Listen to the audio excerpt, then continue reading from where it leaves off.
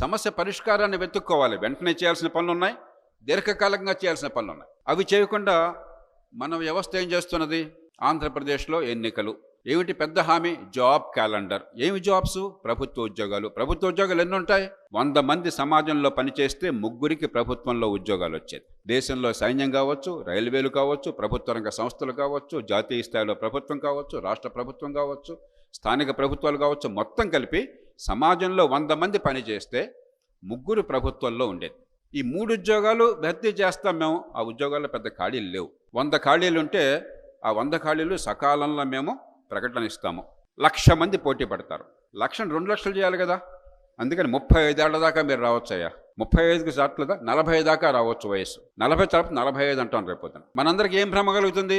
అరే ఈ ఉద్యోగాలను మనకు వచ్చేస్తున్నాయి. ఉన్నది 100 ఉద్యోగాలే. 1,00,000 మంది పోటీ పడండి, 2 లక్షల మంది పోటీ పడండి, 4 లక్షల మంది పోటీ పడండి. ఉన్నది ఈ ఉద్యోగాలే. ఇవి పెరగవు, సాధ్యం కాదు. కానీ మనందరికీ ఏదో చేస్తున్నట్టుగా భ్రమ. దాని చుట్టూ రాజకీయం. తెలంగాణ వాళ్ళు జాబ్ క్యాలెండర్ అంటారు, ఆంధ్రప్రదేశ్ వాళ్ళు మెగా డిఎస్సి అంటారు. ఎందుకో ఏమిటో దేవుడికి తెలుసు.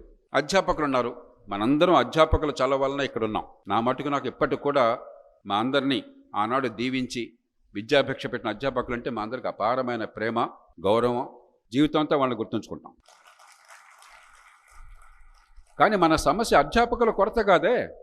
ప్రభుత్వ స్కూళ్లలో సగటున 17 మంది పిల్లలకు ఒక అధ్యాపకుడు మన ప్రభుత్వ రంగ సంస్థల్లో ఉన్నారు. ప్రభుత్వ పాఠశాలలో 17 మంది పిల్లలకు ఒక టీచర్. అధ్యాపకుల కొరత కాదు. అధ్యాపకులకు జీతభత్యాలు తక్కువ ఇవ్వట్లా. మార్కెట్లో 20,000 ఇస్తే అదే అధ్యాపకుడికి ప్రభుత్వంలో 60,000-70,000 తక్కువ కాకుండా కొంతమందికి 1,00,000-1,50,000 వస్తుంది. ఇంకా ఎక్కువ కూడా ఇవ్వాలి. సమస్య అది కాదు. సమస్య విద్య అందట్లా. విద్య తప్ప అన్నీ అందుతున్నాయి.